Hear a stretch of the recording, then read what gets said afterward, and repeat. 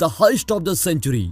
Movie की शुरुआत में फर्नांडो नाम के आदमी को दिखाया जाता है जो कि ठीक ठाक से जिंदगी चला रहा है। वो एक कलाकार है और साथ ही साथ लोगों को जूडो सिखाने का काम भी करता है। हालांकि वो इन सब चीजों से अभी भी खुश नहीं है। उसको ये महसूस होता है कि उसकी जिंदगी में बेहतर चीजें लिखी हुई है। अब एक रात घर जाते वक्त बारिश होने की वजह से फर्नांडो को एक जगह रुकना पड़ता है। वो वहाँ खड़ा खड़ा सिगरेट पी रहा होता है और सिगरेट पीने के बाद बड़े ही स्टाइल में सिगरेट को फेंक देता है और वो सिगरेट तैरती हुई एक गटर में चली जाती है जो कि बैंक ऑफ रियो के बिल्कुल पास है। अचानक ये फर्नांडो गटर में जाने का तय करता है और नीचे उसके दिमाग में एक खतरनाक आइडिया आता है। अगले दिन फर्नांडो सेबेस्टियन नाम के अपने एक दोस्त से मिलता है जो कि एक सिविल इंजीनियर है। फर्नांडो सेबेस्टियन के सामने अपना आइडिया रखता है जो कि है बैंक लूटने का। सेबेस्टियन की जिंदगी में भी पैसों की कमी चल रही है, इसलिए वो बोलता है ठीक है मैं तुम्हारा साथ देने के लिए तैयार हूँ, लेकिन इतनी बड़ी चोरी के लिए हमें कुछ गाड़ियाँ, काफी सारे पैसे और बहुत सारे सामान की जरूरत पड़ेगी। इस वजह से फर्नांडो किसी ऐसे इंसान की तलाश में लग जाता है जो कि इस चोरी के लिए पैसे इन्वेस्ट कर सके। इसके लिए वो अपने एक दूसरे दोस्त से मिलता है जिसका नाम डिबाउजा है। हालांकि जल्दी डिबाउजा बताता है कि उसके पास भी आजकल पैसों की कमी चल रही है, लेकिन तभी डिबाउजा बोलता है तुम मेरे दोस्त मारियो से मिल सकते हो जो कि एक चोर है और मेरे हिसाब से वो तुम्हें पैसे जरूर दे देगा। अगले सीन में मारियो दिखाया जाता है जो कि रात के समय किसी ऑफिस में चोरी करने पहुंचा है। वो बड़ी आसानी से तिजोरी में रखे पैसे निकाल रहा है और पूरी चोरी के दौरान वो थोड़ा सा भी नहीं घबराता। और इस तरह हमें पता चलता है कि मारियो के लिए ऐसी छोटी मोटी चोरियां बच्चों का खेल है। अगले सीन में फर्नांडो मारियो से एक कैफे में मिलता है और अपना चोरी वाला आइडिया उसको बताता है। शुरू में तो मारियो इस चोरी के लिए नहीं मानता, लेकिन फर्नांडो बोलता है अगर हमारी चोरी ठीक से हो गई तो तुम्हें पूरी जिंदगी चोरी करने की जरूरत नहीं पड़ेगी। ये बात सुनकर मारियो चोरी करने के लिए मान जाता है और अब फर्नांडो उस जगह पर जाता है जहाँ वो शुरू में सिगरेट पी रहा था। फिर वो नापने वाली टेप को बैंक के बाहर बने गटर में डालता है और साथ ही साथ वो मारियो को भी गटर में भेज देता है जिससे वो गटर की गहराई नाप सके। कुछ अपने हिसाब किताब लगाने के बाद फर्नांडो बताता है कि हम लोग करोड़पति बनने से केवल 18 मीटर की दूरी पर हैं। अगले सीन में फर्नांडो, मारियो और डिबाउजा मिलकर इस बारे में बात कर रहे होते हैं कि उन्हें चोरी के लिए आगे क्या करना चाहिए। वो लोग तय करते हैं कि वो गटर के अंदर से बैंक में जाने के लिए एक सुरंग बनेंगे, लेकिन तभी ये बात भी पता चलती है कि बैंक के सभी कमरों में मोशन सेंसर लगे हुए हैं। हालांकि फर्नांडो बोलता है कि मैंने पता लगा लिया है वो मोशन सेंसर किसी तरह की हलचल पर नहीं चलते हैं, वो सिर्फ तापमान में आने वाले बदलाव को ही पकड़ सकते हैं। इसलिए फर्नांडो ने एक ऐसा सूट बनाया है जिसकी मदद से वो अपने शरीर का तापमान काबू में रख सकते हैं। अब फर्नांडो बोलता है मुझे इन छोटी चीजों की टेंशन इतनी नहीं है, मुझे तो इस बात की चिंता है कि हम बैंक में बनी तिजोरियों को कैसे खोलेंगे। इसीलिए सभी लोग तय करते हैं कि वो अगले दिन बैंक की ज्यादा जांच करेंगे ताकि वो इस मुसीबत का कोई हल निकाल पाए। अब फर्नांडो बैंक के पीछे बनी पार्किंग वाली जगह की फोटोज लेता है और इसके बाद सेबेस्टियन के साथ बैंक में चला जाता है। सेबेस्टियन इस बात का बहाना कर रहा होता है कि वो बैंक में एक अकाउंट खोलना चाहता है और इस सब के दौरान फर्नांडो बैंक के अंदर की फोटोज ले रहा होता है। बदकिस्मती से उसको ऐसा करते हुए पकड़ भी लिया जाता है। फर्नांडो भागने की कोशिश करता है लेकिन उसको पहरेदारों ने घेर लिया है। फिर वो फर्नांडो को लेकर बेसमेंट में चले जाते हैं और वहां उसको सवाल जवाब करने लगते हैं, लेकिन हमें हैरान कर दिया जाता है क्योंकि अब जाकर पता लगता है कि ये सब फर्नांडो का ही प्लान था। फर्नांडो इस मौके का इस्तेमाल करता है ताकि वो लॉकर रखने वाले कमरों को बड़ी ध्यान से देख सके और इस सब के दौरान पहरेदार फर्नांडो की सभी चीजों की जांच करते हैं, लेकिन उनको कुछ भी नहीं मिलता। इसलिए फर्नांडो को ना चाहते हुए भी छोड़ना पड़ रहा है उन्हें।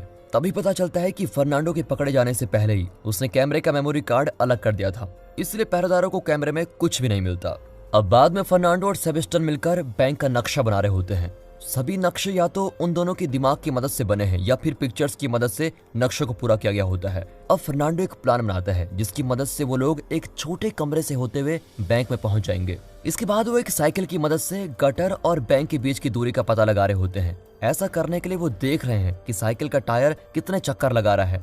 अब अगले दिन फर्नांडो अपनी पढ़ाई का इस्तेमाल करके उस कोने का पता लगा ही लेता है जिससे उन्हें गटर को खोदना चाहिए। तभी पता चलता है कि बैंक में इकट्ठा किए गए सभी पैसे और चीजों का इंश्योरेंस कराया गया है, इसलिए लोगों पर इसका कोई असर नहीं होगा। बैंक को इस सभी का पैसा चुकाना पड़ेगा। उसी रात फर्नांडो और उसके साथी गटर में सुरंग बनाने के लिए पहुंच चुके होते हैं।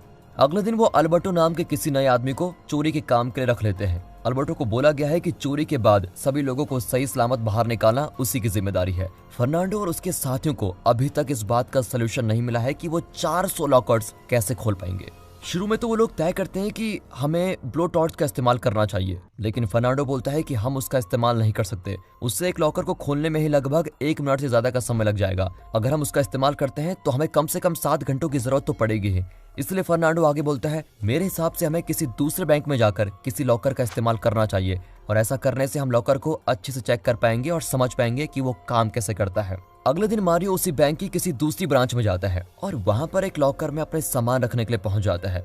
लॉकर को खोलते ही वो बड़े ध्यान से लॉकर को देखता रहता है। अगले सीन में दिखाया जाता है कि मारियो और उसके साथियों ने एक वैन चुरा ली है, जिसकी मदद से वो चोरी करने के बाद भागने वाले हैं। अभी वो सभी अल्बर्टो के घर के बाहर बैठे अल्बर्टो का इंतजार कर रहे होते हैं। कुछ देर बाद वहाँ पुलिस वाले आ जाते हैं और वैन में बैठे दोनों लोग घबरा जाते हैं। उनको लग रहा होता है कि आज तो हम लोग पकड़े जाएंगे, लेकिन तभी अल्बर्टो और उसकी पत्नी वहाँ पर आ जाते हैं और बोलते हैं, सर जी, ये दोनों हमारे अच्छे दोस्त हैं। यहाँ फर्नांडो और उसके सभी साथी सुरंग खोदने के काम में लगे हुए हैं, लेकिन एक दिन अचानक कि उनके साथ हादसा हो जाता है। उनकी ड्रिल टूट जाती है, लेकिन फर्नांडो इस बात पर ज्यादा ध्यान नहीं देता और एक नई ड्रिल खरीदने का तय करता है। लेकिन मारियो इस बात से गुस्सा हो जाता है और बोलता है, यार मैं इस चोरी के लिए कितना पैसा दूंगा, मैंने इस चोरी में पहले ही बहुत सारा पैसा लगा दिया है। उसी रात फर्नांडो अपनी गर्लफ्रेंड से मिलने आता है और दोनों साथ में लेटकर तारों को देख रहे होते हैं। फर्नांडो की गर्लफ्रेंड बोलती है, तुम्हें पता है हम तारों का पास्ट देख रहे हैं, क्योंकि तारों से लाइट को हमारे पास पहुंचने में करोड़ों साल लग जाते हैं। हमें यहाँ से देखने में लगता है कि वो स्टार्स अभी भी वही हैं, लेकिन असल में वो खत्म भी हो चुके होते हैं।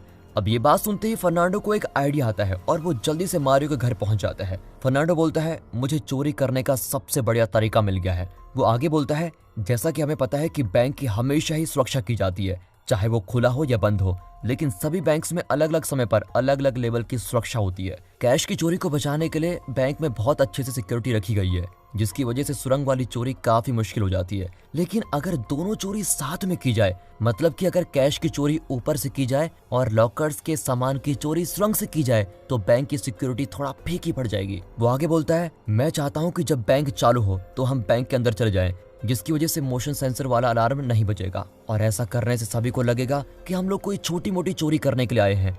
हम लोग पुलिस वालों को ये विश्वास दिलाएंगे कि हम लोग मेन गेट से भागेंगे। किसी को इस बात की भनक नहीं लगेगी कि नीचे एक सुरंग बनाई गई है जिससे हम भागने वाले हैं। ये सब सुनकर मारियो बहुत खुश होता है और उसको ये आइडिया बहुत ज्यादा पसंद आता है। अब अगला सीन चोरी वाले दिन का दिखाया जाता है। सभी लोग अपनी उंगलियों के निशान छुपाने के लिए अपनी उंगलियों पर ग्लू लगा रहे होते हैं। सेबेस्टियन गटर के पास ही उतर जाता है और अपने काम के लिए निकल जाता है। दूसरी तरफ फर्नांडो और बाकी लोग बैंक के अंदर जाते हैं और फिर अपने चेहरों पर मास्क लगा लेते हैं। इसके कुछ देर बाद ही मारियो और डेबाउजा पहली मंजिल पर चले जाते हैं और दूसरी तरफ फर्नांडो और अल्बर्टो नीचे वाली मंजिल पर हमला कर देते हैं। वो लोग अपने हथियार निकालते हैं और बैंक में आए सभी लोगों को नीचे लेट जाने को बोलते हैं। एक पहरेदार सीसीटीवी वाले कमरे में बैठा हुआ ये सब कुछ देख रहा होता है और जल्द ही पुलिस को बता देता है कि बैंक पर हमला हुआ है। तभी पता चलता है कि फर्नांडो पुलिस वाले और कमरे में बैठे सिक्योरिटी गार्ड की सारी बात को वॉकी टॉकी पे सुन रहा होता है। मारियो बैंक में काम करने वाले से एक बैग में पैसे भरने को बोलता है। दूसरी तरफ अल्बर्टो पार्किंग का गेट बंद करने चला जाता है और थोड़ी देर में पुलिस बैंक के बाहर पहुंच जाती है और ये देखकर फर्नांडो एक आम आदमी को पकड़ लेता है और उसके ऊपर अपनी बंदूक रख लेता है। वो पुलिस वालों को धमकी देते हुए बोलता है, अगर तुम में से कोई भी अंदर आने की कोशिश करेगा तो मैं इस आदमी को जान से मार दूंगा। अब फर्नांडो वापस से बैंक में पहुंच जाता है और अपने सभी साथियों को बताता है कि उनके मिशन का पहला हिस्सा पूरा हो चुका है। अब ये बात सुनते ही मारियो एक औरत को पकड़कर सीसीटीवी वाले कमरे में बैठे पहरेदार को बोलता है, अगर तुम हमारे सामने नहीं आओगे तो हम इस औरत को जान से मार देंगे।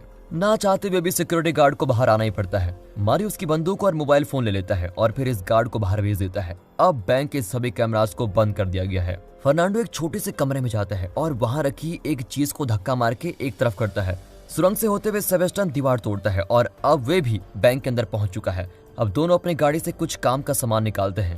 वे लॉकर वाले कमरे में जाते हैं और अपनी मशीन लगाना शुरू करते हैं। अब हमें फ्लैशबैक में दिखाया जाता है कि सेबेस्टियन ने एक मशीन बनाई है जिसकी मदद से वो एक लॉकर को 7 सेकंड्स में तोड़ सकते हैं। अब सेबेस्टियन और फर्नांडो ने सभी लॉकर्स को तोड़ना शुरू कर दिया है, इसलिए सभी लोग अपनी गाड़ियों पर टाइम सेट कर देते हैं। इस सब के दौरान पुलिस वाले, मीडिया और बैंक में फंसे आम लोगों के परिवार वाले बैंक के बाहर इकट्ठा खड़े हैं। पुलिस वालों का हेड अंदर से आए पहरेदार से बातचीत कर रहा है और पता लगाने की कोशिश में लगा हुआ है कि अंदर आखिर चल क्या रहा है। दूसरी तरफ जब फर्नांडो और सेबेस्टियन लॉकर्स को तोड़ने के काम में लगे हुए होते हैं, तभी उन लोगों को छत के ऊपर आए पुलिस वालों की आवाज आती है। पुलिस वाला पहरेदार के फोन पर कॉल करता है ताकि वो अंदर के चोरों से बात कर सके, इसलिए मारियो उससे फोन पर बात करता है। अब हमें एक फ्लैशबैक दिखाया जाता है जिसमें यह दिखाया गया है कि फर्नांडो ने इस तरह की मुसीबत का सामना करने का भी एक तरीका ढूंढ लिया था, इसलिए उसने मारियो को यह सिखाया था कि कैसे वो पुलिस के साथ समझौते वाले गेम खेल सकता है। अब मारियो पुलिस वाले से बात कर रहा है और बोलता है, अगर तुम छत के ऊपर से पुलिस वालों को नहीं हटाओगे तो तो मैं बैंक में फंसे सभी लोगों को जान से मार दूंगा। पुलिस वाला इस बात के लिए मान जाता है, लेकिन वो फिर भी 2 स्नाइपर्स को पास वाली बिल्डिंग्स में भेज देता है। अब पुलिस वाला मारियो से पूछता है कि तुम चाहते क्या हो, जिसके जवाब में मारियो बोलता है मैं इस शहर के सरकारी अफसर से बात करना चाहता हूँ। अब पुलिस वाला बोलता है ठीक है, हम तुम्हारी बात मिनिस्टर साहब से करवा देंगे, लेकिन ऐसा करने के लिए मुझे कम से कम 1 घंटे की जरूरत पड़ेगी। इस सब के दौरान फर्नांडो और सेबेस्टियन ने बहुत सारे लॉकर्स को खोल दिया है, जिसमें बहुत सारा पैसा, सोना और ऐसा ही बहुत सारे कीमती चीज रखी गई है। बाहर पुलिस इस चोरी को समझने की कोशिश कर रही है कि आखिर ये कर क्या रहे हैं अंदर। उनके हिसाब से बैंक में जाने के 2 ही रास्ते हैं, या तो वो लोग मेन गेट से जा सकते हैं या फिर पार्किंग वाले लॉट के रास्ते। लेकिन पुलिस वालों को इस बारे में बिल्कुल भी नहीं पता कि बैंक में बंदी बनाए लोगों को कहाँ रखा गया है। पुलिस वालों को तो अभी भी यही लग रहा है कि ये सिर्फ एक छोटी मोटी चोरी है। कुछ देर बाद पुलिस कैप्टन दोबारा मारियो से कॉल पर बात करता है और बोलता है तुम अपने आप को हमारे हवाले कर दो, वरना तुम बच नहीं पाओगे। वो आगे बोलता है कि वैसे भी तुम लोगों ने कोई नुकसान नहीं पहुंचाया है, इसलिए हम तुम लोगों को बड़ी सजा नहीं देंगे। पुलिस वाला साथ ही साथ बोलता है कि मैं तुम लोगों के लिए एक वकील का इंतजाम भी कर लूंगा और तुम जल्दी छूट जाओगे। जिसके जवाब में मारियो बोलता है मैं इस बात को अपने साथियों के सामने रखूंगा और उसके बाद ही कोई जवाब दूंगा।